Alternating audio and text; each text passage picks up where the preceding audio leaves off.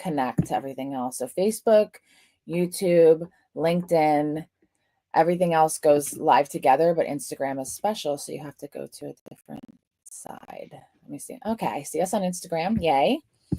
And we're here. Oh, wait. Are we going live? Okay. I'm not saying it isn't connected to one of my accounts. That's fine. We are live. Okay.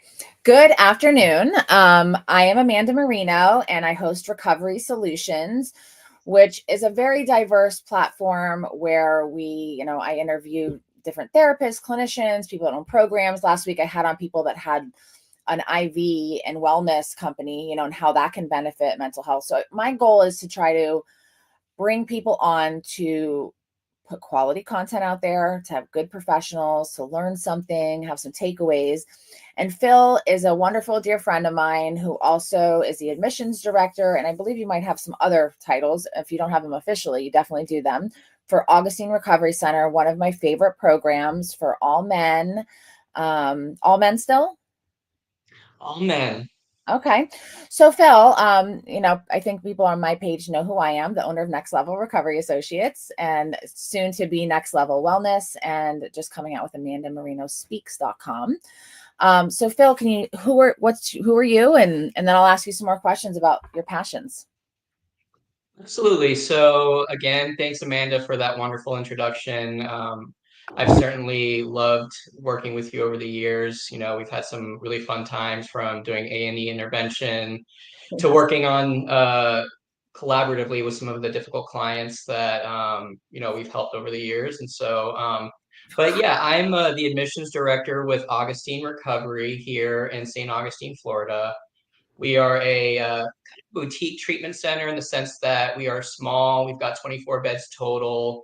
We're long-term residential, which is kind of the main talking point of what we're going to be discussing today in terms of the benefits in regards to people entering this long-term continuum of care. But I have been with the company for almost 4 years. January will be 4 years. I got sober at this program.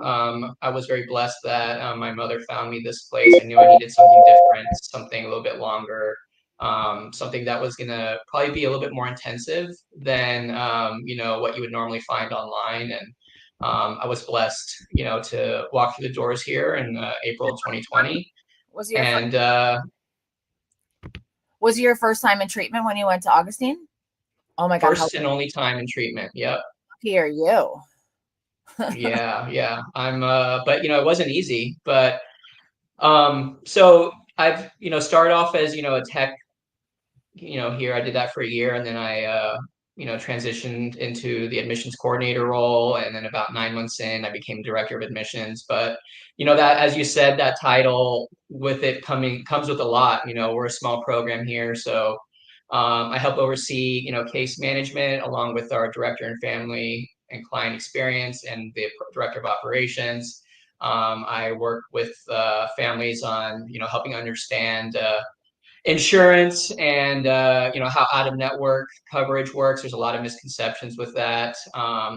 I work a lot with the clients at times, work a lot with the families, do a lot of crisis case management, as well as all of the other boring administrative things that go on in the back of house at a treatment center.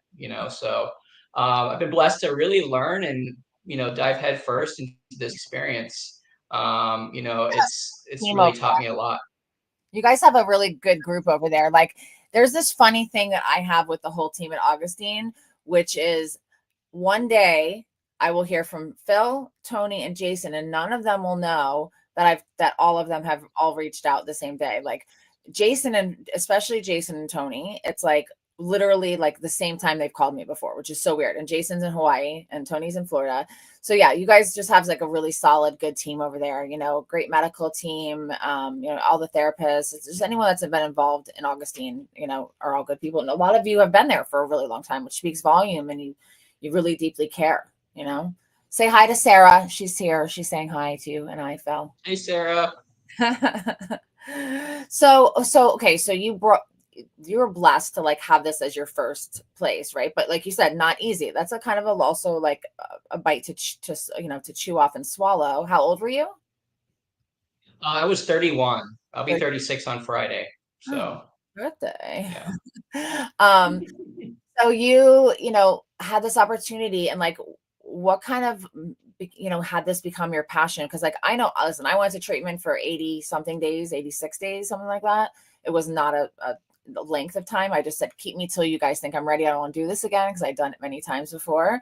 Um, what made you passionate about like doing the work you do? You're obviously very passionate, like you're all in, you know, you're coming down here to South Florida soon. Can't wait to have a lunch together and for you to see all the people down here. But what's like the passion behind it for you? Like what's your fire and fuel and brought you to this? Um, it really kind of stems on a personal level from the work that I saw my family do Mm-hmm. when they came through here, and then rebuilding that relationship. And so when I get families that call and they're in that desperate place and they have no hope, they've been burned from other kinds of programs, or maybe not had that deep experience that's needed for an impactful change. So it's kind of like my way of making a living amends to some degree of like, I can guide these parents through these difficult times. And so um I personally get a lot of fulfillment when it's like, their loved ones come to us and they're like, wow, this is different, and I've never had an experience like this. Like, you're actually a human being. I'm not calling a hotline and leaving a message. So I love being there for the families. Every single person has their own complexities, their own things, their own barriers to overcome in long-term treatment. And so part of my job is to making sure that life on the outside can continue to go on. All the little things that I can go into some stories later on in this call, but it's people to commit to long-term treatment. Like, a lot has to happen, and I'm here to give the families and the individuals the best shot at this. Yeah, and So. I can speak to that because I spoke for your family night one night a few months back for Tony, and um I've never met, like, I've spoke for a number of people's family programs. I've spoke for like different family meetings and things like that over the years, but the group of families that you had on that Zoom, I think there was some people that had their kids there or were there, and they were so engaged and had such healthy, like, you could tell they the way they verbalized things, they had such healthy boundaries, and they like really had an understanding and were there to do their own work, because that's one of the big things, like, we both do long-term things, right? Well, long-term is, you guys aren't as long-term as long-term used to be, but I think in today's world, it's 90 days is considered long-term, right? Minimum. But with case management, we're the same thing. We want people to do minimum 90 days because that's when you can see the actual work pay off. So I'm just going to go right into that. Why 90 days? Well, that's a good question. So, for a lot of individuals that say are chronic relapsers, or who have been through multiple 30-day programs, or have never really had that experience, where they've had that aha moment, just imagine that, you go to you're trying out this diet, right?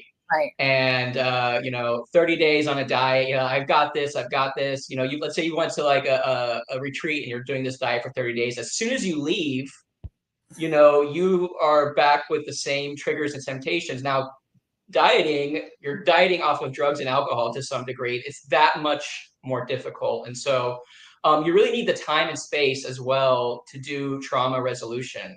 Yes. A lot of people have, especially men, they tend to dismiss the fact that they have trauma, or they don't really understand that some of these difficult events that may have been in childhood, or with relationships, or with financial fear or loss, really affected them. And so when you're in a container with a bunch of men over a period of 90 days, you really begin to build trust and rapport with them, and you start to see your peers that are ahead of you doing some of their deeper work, or getting vulnerable in a group, and you're like, wow, like, maybe I need Yeah. to talk about this, or like, I can relate to that guy. And Yeah. the other thing I think is really beneficial for, like, any kind of long-term continuum of care, is that the providers themselves have that much more investment in the clients, Absolutely. because they're like, you've been walking along this path with them, and you, as a provider, whether you're a case manager, a therapist, whatever you do, you're going to be that much more invested in having a successful outcome. And a lot of times that means going the extra mile. you know Absolutely. um Yeah. Yeah, I can't tell you, like, it's it's also like a rapport building, with the family system has with the treatment team alongside the individual. And so you have like this triad where family, treatment team, and individual are all kind of working together. Sometimes one is pulling the other direction, but the whole goal is to everyone kind of be pulling equally, or not like, drifting off and kind of taking you off the path. But there's just so many benefits. I mean, something else that really I've seen a lot of benefit. It's like, life gets lifey, and a lot can happen within 90 days. I was talking to this guy this morning here in treatment. I asked him, so what do you think has been the benefit of you being here like 90 days? And he had never been to treatment anywhere else. But, you Oh, know, him too. men that have, really done a lot of damage to their lives before. As soon as you get in, you're about 2 to 3 weeks in, you think you've got this, right? Yeah. But your Oh, family has begun. they either think they've got it or they make up something wrong why they have to go. Like Right. my roommate took my food, or or I don't like the way this guy does this. Like, so they either have they're either good and cured, it's a thing, or there's something that they have to go do, or there's something wrong with the place. That's usually the time frame, 3 weeks. If Yeah. you're watching this and your loved one is going away to treatment, pay attention to 2-3 weeks into it. Yeah. Yeah. And I can't tell you how many guys that I've worked with here that have been undergoing a divorce. For example, like, the first instinct is like they can go out and save their marriage. I need to get out of here and save their marriage. But when the family has already done their own healing, they realize, like, wow, my life is that much better. I want to have like let's say a co-parenting relationship with him, but I just can't, continue this on. So being in a long-term treatment center, you can help unpack those feelings that you have as a man. You're coming in, you feel like your life is falling apart, but over time you have time to reflect on your behavior. You Yeah. have time to, develop a spiritual healing for yourself to kind of be able to move on in that. And I mean, that's just, I think, yeah, like, the whole divorce thing is a common thing that we encounter with men in treatment. And I can tell you that I have seen so many men leave to try to go save their marriage, and they're right back at the bottle within, no time, because their partner is not having it anymore. And then they come back to us ultimately a lot of the time. But And so that's many things, like, life is hard. And that's one thing as an alcoholic and addict that we struggle with. Yeah, and that's the thing, is like there's nothing that you can go run and do today that you didn't do so much damage that it can literally wait. And that's I know it's super hard when you're in that space and in that moment. You think that, okay, I'm good now, I'm gonna go back and everything's gonna be okay. But like, to be good in the moment and in a contained place, but then to actually put that into action, that's one of the reasons I love like the step down too that you all do. Like having that you know intense like residential, and then also having the transition, and then the support services. Like, if you are somebody that's never been to treatment, or you're somebody who has a loved one that's going to treatment, do it right the first time and follow all the suggestions. Of just my 2 cents, because that's the way to have the lasting change, and not have to do it over and over. So Yeah. what would you say is like a big struggle with like someone that comes in and like in their mind, they are staying 30 days and that's it. What would you say is like a challenge for them? And what could you give an example of like someone you've seen like a massive change with that didn't want to do that, and that maybe then stuck it out and was like, oh, now I see. Like, Yeah, I can give you a couple examples. I mean, commonly with, like, some of the more executive type guys, their biggest fear is financial, mm, that they're not going to be able to see their emails, that things are going to fall by the wayside, that there's also, I think, some fear for like their partner to get in on the finances sometimes, to actually see what's going on. yes, Um, the truth. but yeah, exactly. And so, but I think the relinquishing of control when it comes to like social media, I mean, and technology, I mean, that is the biggest thing I think we struggle with, is people not having their phone or being able to get on their computer to check their emails, because, it's us as a society, and I know you have a lot of, great insight on this, but like, we are so attached to our phones. And you know, I remember when I was in treatment, it's like, you know, when you take that away, like you're really just sitting in your own skin, you know, and learning to be comfortable. And I think that's one of the benefits, you know, of our program is like we have that technology detox.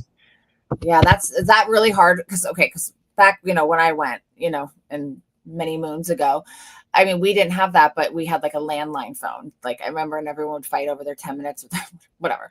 But like that, I feel like today's population has to be a whole nother element of like, maybe do a lot of people come and not know that piece and find out when they get there? Does that happen? No, I'm pretty honest on the front end with all that because like my goal is not to break trust before you get here. You Yeah. know, granted, sometimes families have dropped them off and they, you know, don't tell them the length of stay. Yeah. But I'm very, you know, fully capable of having that, you know, and we as a team, you know, we get those kinds of people all the time, like 90 days, like that's a quarter of a year, you know, that's a season. And so yeah, I mean, but like it after about 2 weeks, 3 weeks, like I think the technology thing really starts to, you know, become a non-issue. They get used to it, and they start to see the benefit in like doing their own, you know, therapy work or their 12-step work that we offer here. Yeah, I mean it's a blessing when you take the time away. Like whenever I've given myself breaks, like the first few days are a little weird, and then like after that, I'm like, oh, I don't want to go back. Yeah, Just and it's like the Sunday scaries when you pick up your phone again. oh yeah, yeah. So it's a whole world out there, that's designed to, if we're looking for it, make us feel really bad about ourselves. You know what I mean? Yeah, Like if you're absolutely. already struggling, you're gonna go. So tell me like go ahead, go into an example for me of like someone that maybe was not super into the whole 90 days and fought it, and then like at the end was kind of like, oh, thank God I did this. Yeah, well, we recently had this one client. He's currently still with us, but you know, he was upset about, you know, not being able to be on maintenance long term. And you know, while I know the whole industry is shifting that direction, you know, we want our guys at least to have this spiritual and journey here. You know, tried to be 100% chemical free, and he just did not believe in himself. You know, he did not think he could do it. And then, you know, about 30 days in, he's like, I'm really glad I stayed. Like, I didn't think I could do it. You know, he was talking about, you know, doing the marijuana maintenance program as soon as he left here. And I think he's starting to see the benefits of being 100% chemical free.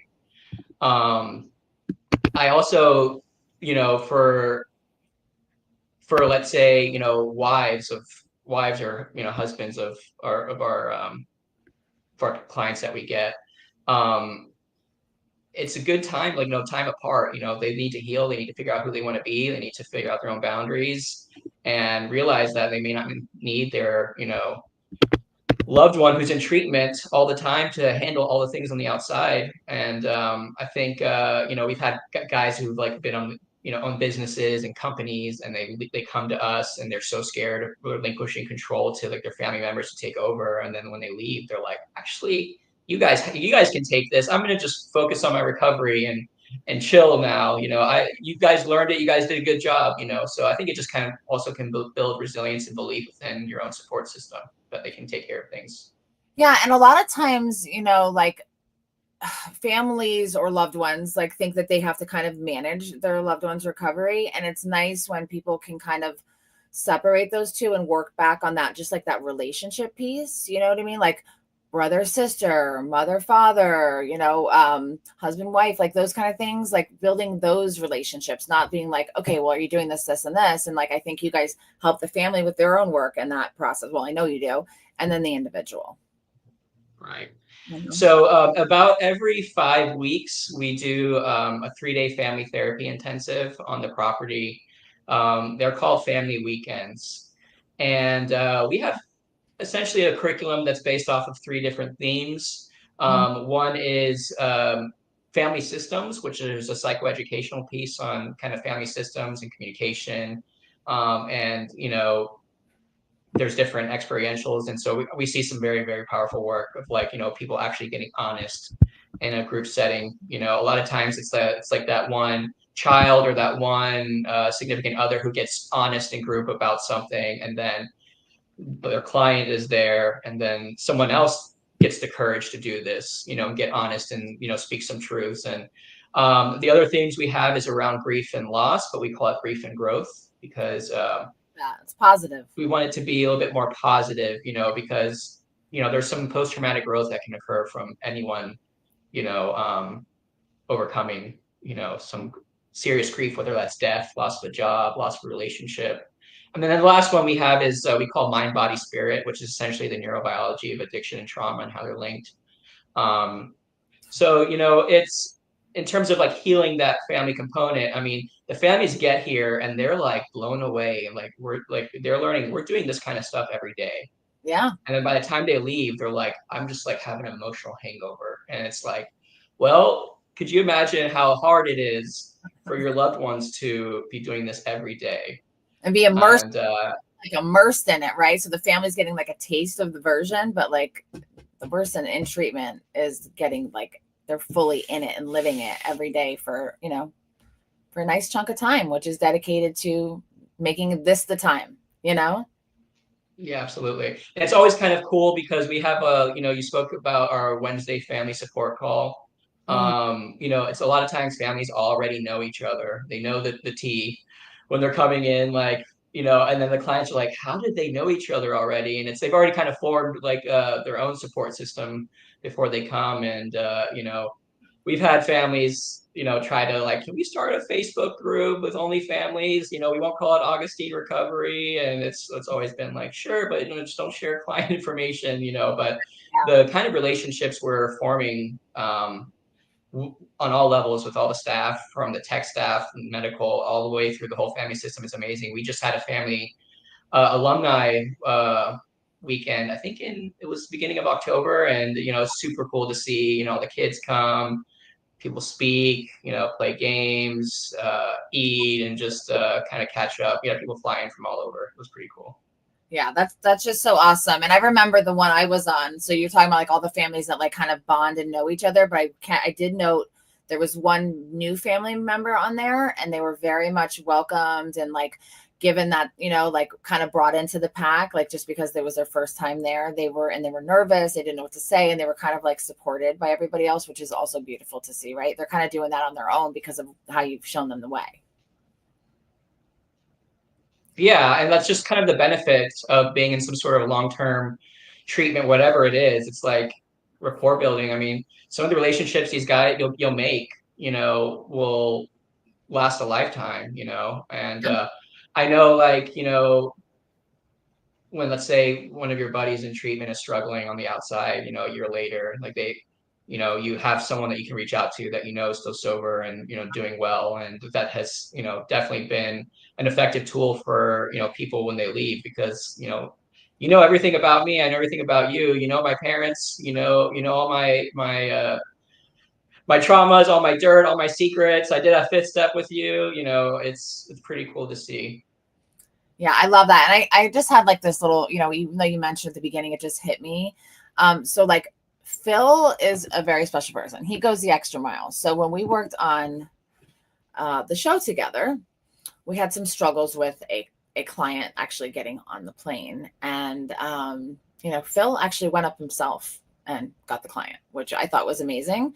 Like that's the thing, is like you all over there are willing to go the extra mile and really make it like very personal. Like, listen, nothing against like massive programs that are owned by, a larger umbrella and take all different kinds of insurances and like are quick, and there's nothing, we need all versions, right? But if you need something quality, that's like we're boutique, like you. I love that word, boutique. Like, it's almost like you guys are almost like concierge with how many personal touches you do with the family and the client, and if you're looking for something like that, that's going to last. And like when I wrote, I was intentional with how I wrote what you guys are here, being, because trauma, like trauma and mental health, it's like everyone's adding that in now, which is great. But like you guys have been doing that a long time. So talk to me about like the trauma portion, and like how all the therapists are trained, underneath Judy Crane and Spirit to Spirit, and kind of like, that's not a new thing for Augustine Recovery. That's been going on as long as I've known of you guys. You guys have always been trauma and mental health too. Right. And us as an organization have like one thing I like about us is we adapt with the times, we adapt with new evidence, adapt with new modalities. And so when we first opened in 2015, we were kind of a little bit more of the 12-step immersion, 12-step boot camp. I hate to use that word, Yeah. but and then when our owner and the leadership did their own trauma work through Judy Crane's Spirit to Spirit training, which I can go into in a minute, they realized that like the 12-step model can only go so far, that while they might be free of substances, are not living like a free life altogether. I mean, Jason was just on a podcast with Sam Davis, and he was talking about how he's known many people with long-term recovery that feel suicidal, and maybe it's because they haven't really addressed their trauma. And so Well, so all many. of our therapists, go ahead. I've heard some. Oh, that's way too close of us. I've heard so many people in long term recovery, commit suicide or have those ideations. So that it is true. Like trauma is doing all the research, like Gabor Mate, like all the things out there. Like this is like the main cause of a lot of things, substance use disorder, behavior, personal, all kinds of things. So trauma is the core. And now that we're finally been talking about it, it's a thing now and all the research, but like you guys have been doing it for a very, very long time. Right. And we like to say trauma focused rather than trauma informed, because that's what we are. But so we are, our organization has been blessed to have been a part of Spirit to Spirit. We have hosted it many times over the years, one of the modules, but essentially Judy Crane of the Guest House, God bless her, she realized that to make effective clinicians, the clinicians themselves or the addiction professionals themselves need to do their own intensive trauma work. So with the help of many, people in her organization, she created this flagship, trauma training. And so the therapists that we've sent there, they go for 5 days at a time, 5 times within the year. And the different treatment centers around the country host them, but they get a chance to do their own trauma work. It's kind of like a crash course of doing, experiential trauma work, but do Yes. it yourself. And so what the idea is, how are you supposed to help someone walk the journey of their own trauma healing if you never walked the path yourself? It's kind of like a sponsorship, but like it's it really changes everything, and our clinical director, Sarah, she comes from a background of working with sex trafficking and sex worker survivors. That's what she worked with at a residential treatment program in Jacksonville for people who were victims of, let's say, human trafficking. And so she, after undergoing, this trauma training and, doing it herself, she has a whole different view of how to best treat her clients, treat our families. And so I haven't done the Spirit to Spirit, but I've lived it as a client. So Yeah, I've done one of them. I mean, that's the thing is like I think that in our field, like I think anything medical, clinical, coaching, you're dealing with any kind of, we all have to do our own work, right? Like we're big on our team, like, to go to therapy, to do your own work, to do your meeting, whatever it is, that's your thing. Some people it's the church, whatever is going on. We can't show up as the best versions of ourselves or even make it in long term in this field because it's very, there's a lot of miracles and beautiful things which we've touched on, but there's also some really hard things that go on and things that rack your brain and you can't help but bring home with you. And if you have your own stuff going on that's not being worked on, that's not going to go well. Right. How do you think it's benefited like your like the people that work with you, like in their effectiveness with their own clients? Like it's definitely a thing. I think it has allowed us to be a little bit more patient with our clients. Sometimes we have people that are, that are very sick that come to us and it's not their fault to some degree. And while on one side of the fence, the 12-step, what can you do from your own behavior and how can you take, responsibility for your own actions and be held accountable by your peers? But then it's like with the trauma, it's like, it's going to take time for them to acclimate. I mean, not everyone stays for 90 days. Some people stay 5-6 months here. if they need it. Yeah. Um, That's, I mean, and that's the minimum. it's There's tons of research out there. I mean, there's actually tons of it on that like concept on the 90 days and like what happens to the brain. And there's time to register. And like you said, life things show up, you know what I mean? So it gives you like a night. Is it a required for everyone's different, right? Some people, like you said, need 5, 6, some people need like a longer, everyone's unique and every situation is different, right. you know? Let's So make, yeah, I think it's gonna like us as providers more patience and giving us grace as well. Like when sometimes things aren't progressing like we would hope, but we see in a normal client, but then we realize like, okay, like what do we know about trauma? It's like it took time for those wounds to be set in. It's going to take time for them to heal. yeah, and every person is so unique. Like what is trackable progress for one person may be like nothing for another. And like I know that in our situation with like long-term case management, we have to look at the individual. Like if this person, like this baby step is actually massive for them, right? As to where somebody else is like taking all these action steps, which is like, standard and moving forward for them. The other person is this tiny little thing. And we have to be able to identify those small wins sometimes and celebrate those. Yeah, So absolutely. big. Absolutely. So, like I know we talked at the beginning about, you know, both of us having the experience, right, of knowing that the longer term works. And like you guys like have a 90-day minimum. We prefer people to do 90-day minimum because you said like the rapport, the life showing up. We talked about some of the research, and in my opinion, like in my experience, like you're kind of just 30 days of anything, you're just kind of scratching the surface, or and when you get into like a 90-day kind of thing or more, or a year, like Ken used to say like let's be clear, at least a year or something like that was like his slogan. But it takes time, right? Everybody wants this thing yesterday, but time takes time, and I just see so much happen that's positive over a longer period of time, you know Yeah.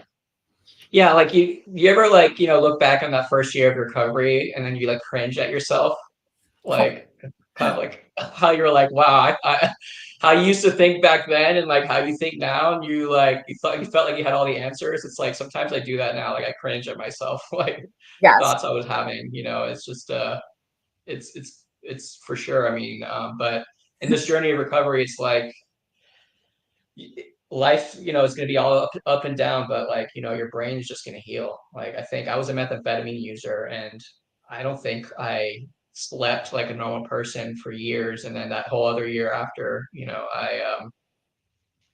my brain healed. I think it was really about a year in when I started to really like have energy levels like a normal person. And I remember like, going through treatment here and then wanting to take a nap in the middle of the day, and then I was talking with our assistant clinical director at the time, and I had this breakthrough. It's like, well, you can't go take a nap in the middle of the day at your work, well, Yeah, yeah, those yeah. kinds of things, but like all those little breakthroughs. And for me it was like I just need to trudge through this. Yeah. I did Well, this to myself, kind of thing. I can look back at like that version of myself, and some parts of it cringe, but some part of it give like a little bit of like coddle and love too, right? Because like that's all I know. And now I think the longer like you work on yourself and are on this healing journey of trauma, recovery, mental health, whatever it is, you know that like I don't know anything. I have so much to learn. Yes, I've come a long way and I've done this and this, but there's still so much out there to learn. Like I don't know. I don't know what is going to happen. I don't know all the answers to everything. I think the longer you learn, you're like, no, I don't have this. As to when you're brand new, you're like, I got this. It's like I'm good. I'm Yeah, healed. absolutely. And the challenge is that I think the challenges we face as an industry like today is, there's so many like options for people out there, and how do you know that you're gonna, like, our treatment program, for example, is the right fit? And like that's another thing I get a lot of passion in my job is like I love to connect people with other resources. I love to be that person triaging the situation on the phone, Yeah. and helping someone that I know would probably be best at this facility. I might be wrong, but there's just so much out there. How do you know which website to click? How do you know like your your loved one is going to be in safe hands, or if you have limited resources, I love helping people with limited resources because, there's a lot of things that families need to know in order to ensure success. So I spend a lot of time with some of those kinds of people that still reach out. Yeah, which is, great. That's kind of like, like if someone calls me and we're not like, I'm not sure, like once I run it by Sarah and, my team and my psychologist and stuff like that, we're not the right fit. Like, I don't want to, and you guys are definitely really good with that too. You want to serve the right population, right? And it is scary for a family to just go on Google and, type in some keywords and look for something. Like I always recommend, like, go to a professional, ask another family, that has gone through it, another person, that's gone through it. Like, that's like kind of the best way to look for something that's appropriate. But, you want quality in this kind of setting, because this could be that's what I say in interventions. Like, we want to take our time and do it right, because this could be the only opportunity we have with this person. Like, this could be it. So we have to do this, and this could be the person's one shot, and that's a serious thing. It is life or Right. death, And I always recommend families, if they're doing research, talk to a leadership member there, any reputable facility. If you have questions about the program, you want to talk to like the clinical director or the executive director, like, advocate for yourself, because like you will get the most information and the impression of like the kind of treatment you'll get from talking to the leadership there, Yeah, because that's great. like any facility like that's reputable, I get that request all the time, or sometimes I even offer that. I think it's super important to always ask for a reference. Is there any alumni or any families that have had experience with you that we could talk to? If they did have a great one, there'll be tons that will be more than happy to speak on the organizations we have. Yeah, I used to have like after like my first year in business, I had like a few like my key family members. Like, if a family was on the fence, I'd be like, here, you can call any of these, and they will just give you their honest, experience and what happened, and ask them any questions. Like, feel free. Like, that's the sense. Like, they're like, just like it is in recovery or trauma healing or anything.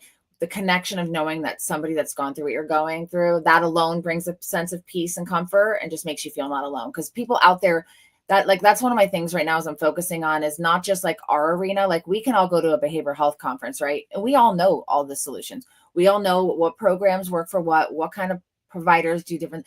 There is a whole world out there outside of our world that has no idea that all this stuff exists, and that there's help, and that there's hope, and that they can get better, and that they're not alone. And like, because they went through childhood trauma, or they went through, trauma as an adult, that they're not alone in that. And so, like, it's been a big thing for me to like get that out there. Like, I don't want people in the rest of the world besides behavioral health that know what we know to not know all the options and stuff that are out there. There's so much help, so much support. Yeah.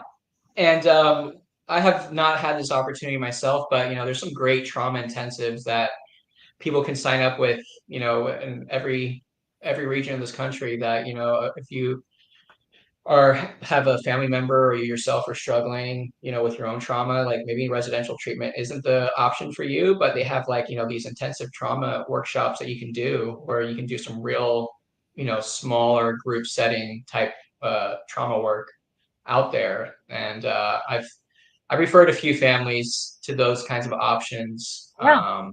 because I mean, sometimes you don't need the whole residential setting, but you really just need someone to, be there with you to work on your trauma and just at least begin to, nick the surface of it. Yeah, you kind of were saying, I love that. You were saying that there, the residential treatment may not be, but there still is so there's a lot of resources out there now, right? There is a lot of things you can get virtually. There's a lot of things you can get in your home, like on a concierge level, but there still is such a need for people that need it, and people that qualify for it, for this 90-day minimum inpatient treatment, right? Not everyone is capable. Like, I have a family member that we intervened, Blake and I intervened on them, and they went to an inpatient for the first month because of their age and some of the things, then was able to continue some of the outpatient services virtually, which actually worked really well for them, being with their dog and, having the family support and things like that. But like, the need to sometimes be completely removed from your situation and really get a restart and a reframe is really needed out there. Absolutely. I'm excited for the next frontier in behavioral health, whatever that is. I mean, I think we're accelerating with, options that are available to people, and we're actually starting to really figure out what works and what doesn't work. I mean, I've been very impressed, for example, by TMS therapy, Yeah. and what that has done for some people I personally know. And but yeah, after TMS will be something else, and I'm hoping it becomes more accessible for the general population. It's unfortunate that some of these things are not available for everybody. I just hope the insurance industry really starts to open up these kinds of things for everybody. That's what I can hope. Yeah, unfortunately, that's the thing is like I do get that question a lot because my company is a concierge, business and is boutique and kind of the higher end, but like I get a phone call from anybody, I'm going to try to help them. Like if it's somebody with no money, no resources, I will provide them with all the options that I know of in their area. But I tell them with these things, so there are still options out there. If you have no money and no health insurance and no family support, there's still options for you, but you literally have to do the work. You have to put yourself out there. Because I'm like, this is not, my friend was like, I can call for them. I said, oh, no, I'm going to put these resources in the group text, but they have to personally show that they have the willingness. That's a kind of like what people want in that realm. But yeah, with insurance companies, it takes a really long time for things like trauma literally is like this in the past like year has been like, oh yeah, this is the root cause of addiction. Oh really? We've all known that for decades. Like, thanks for that. Right. I remember when I did the show Digital Addiction, I truly believe it only made it the one season because Americans are not ready to admit that we have a problem with digital devices. That we all do it. It's my work. We all do it, and no, it's a thing. It's a problem. Yeah. We're a little I mean, behind insurance.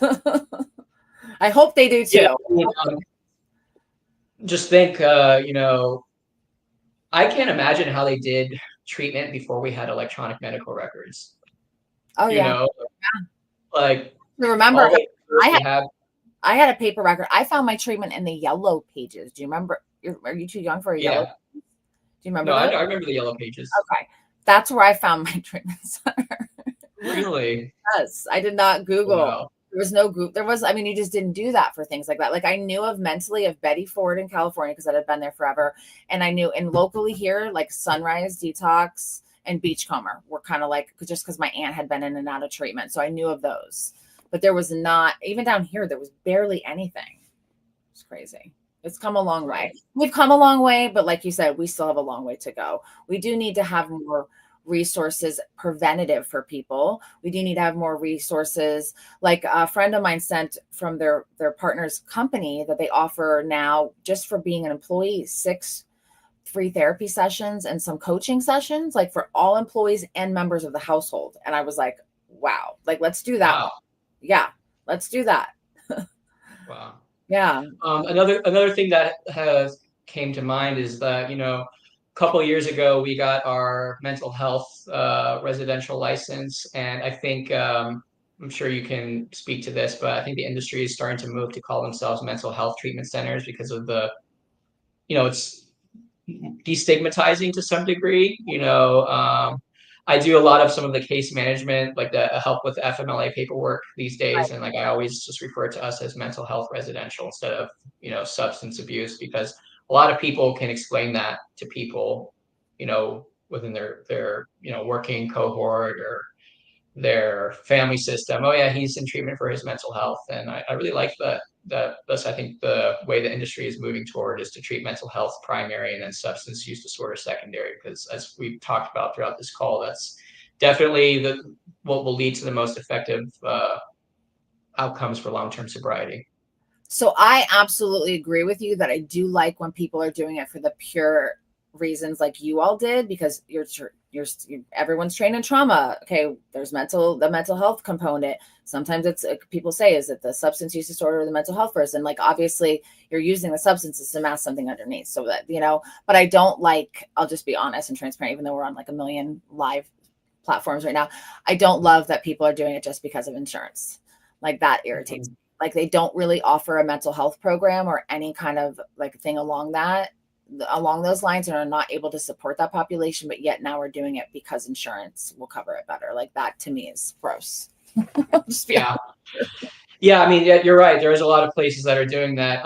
One of the benefits we've seen, it has allowed more accessibility for people. So let's say you're a guy who's maybe only drinks once a month, but it's like a binge drink, Right. you're a big drinking episode, but you're just been really, really depressed or have PTSD. You're probably our candidate to go to a residential treatment for substance abuse, you would Right. think, based off of like the way you drink. But a lot of times insurance companies don't cover it. The other thing, THC-induced psychosis, guys who have cannabis use disorder that have these secondary mental health symptoms arise, like insurance doesn't believe in paying a lot of times for, residential treatment because it doesn't meet medical necessity. So it kind of is allowed more people to be accessible to like a residential level of care, Yeah. just because your substance use history timelines, you know, don't match up with what the ASAM criteria is. There's a whole separate set of criteria called the locus criteria that you use for mental health, and it's a lot more robust. And essentially, it's like versus ASAM criteria, which is what residential treatment centers for substance abuse go by. Locus criteria, to some degree, likes a little bit more time in treatment, because if there is progress being made, they will give more time Yes. versus like just dropping someone down just because they stop having nightmares. Okay, he's ready to be dropped down. It's like the strangest things that I see sometimes with insurance companies, that like they'll deny them for continued stay, because of this one random symptom. Like, oh, they stopped having restless legs, they can go to PHP now. I mean, I've seen people literally like overdose like a couple days ago, and they don't meet criteria. Meanwhile, they like literally almost just died. But yeah, it's definitely wild and intense, what goes on out there. But we do get to, make changes and do positive things for people. Like you and I know are people that no matter who calls us with whatever, we're going to be a voice, and we're going to also, something you like to do, I know because I've worked with you, in a lot of capacities. You want to know what's out there. You want to get eyes on, you want to know people, you want to know your resources. And I'm the same way. I tell families that like, I constantly go in person to places and programs, because if something's sold, if some clinical director change, that can change the whole place. And so I want to know and make sure it's like the same kind of vibe and the same kind of energy and the same kind of quality regularly. It's important. Like, so I love research that stuff, and you like to find out what's what, and who takes what insurance at what, and who's good at this. It's important to be resourceful. Sometimes our people's only phone call. Yeah, sometimes I'll just call people, to just kind of get a pulse on their like workplace culture, and the vibes that I get. If how helpful someone is on the other line is like it's a big telling for me. I may not have a person with to send you right now, but if you're going to talk to me about what you're going on, or if you want to form a partnership, that's great. How is Blake, by the way? I know that was his big thing, is working with leadership. Yeah, he's amazing. We still talk like all the time.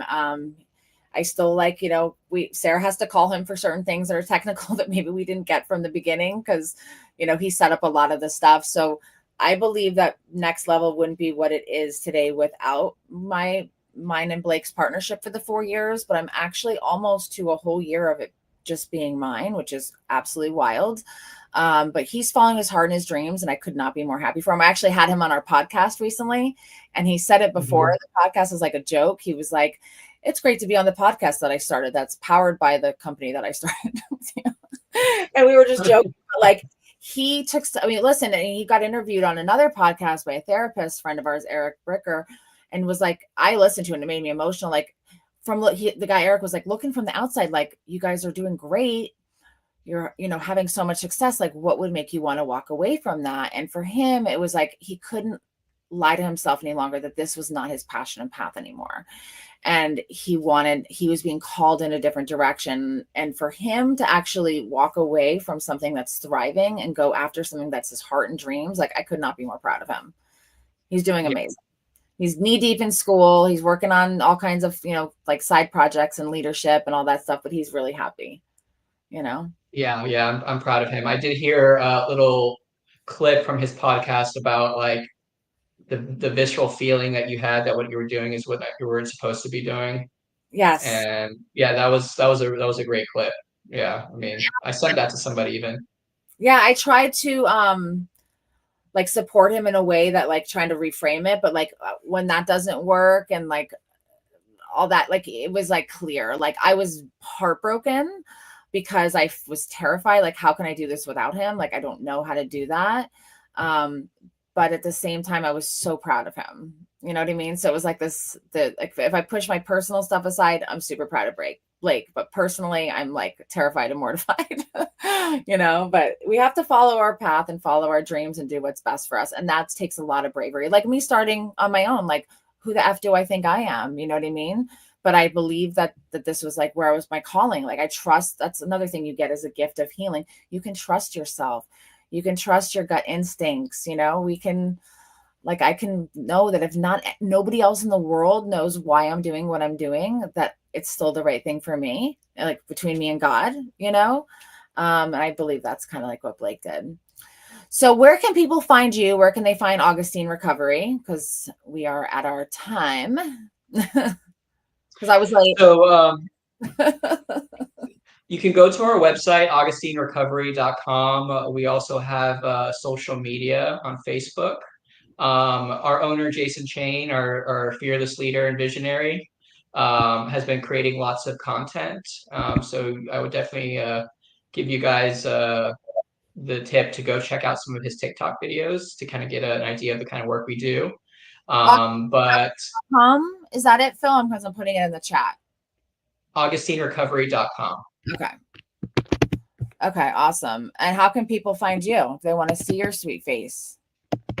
Well, you can find me on LinkedIn. I will, talk to anybody, give you my direct cell if you'd like anytime. But just call the admissions line. Usually you'll probably get me, and I'm here to, field any questions, concerns, or need any help in any capacity. Awesome. Yeah, you guys just have such a great thing there. You've helped, a lot of people personal to myself, and I thank you for that. I just believe I fully believe in everything that you guys do there, and I would absolutely send a loved one there anytime. And I would recommend your program to anyone that has a male, family member, loved one, whatever, that really needs like a reset and needs to like learn a whole new way of life and heal all the things that are underneath, not just like, okay, let's remove the drugs and alcohol. Like you guys dig deep. So I'm going to leave with this question for everybody, including us, just to ponder on. So you can find me, Amanda Marino Official, on TikTok and Instagram, and then I'm all over LinkedIn, and a little bit on Facebook, mostly personal on Facebook, but I have the professional pages too. But what if insurance companies started off by giving people 90 days of treatment, their first attempt? What do you think would be different? That's going to be my... I think that they would save a lot of money in the long run. I think so too. All right. Well, I leave you all with that. Thank you for joining Recovery Solutions. Please check out Phil. Please check out Augustine Recovery Center, and have a beautiful Tuesday, my friends. Thanks, Amanda. Thanks, Phil. Hold on. I'm going to turn it off and we can chat. Hold on.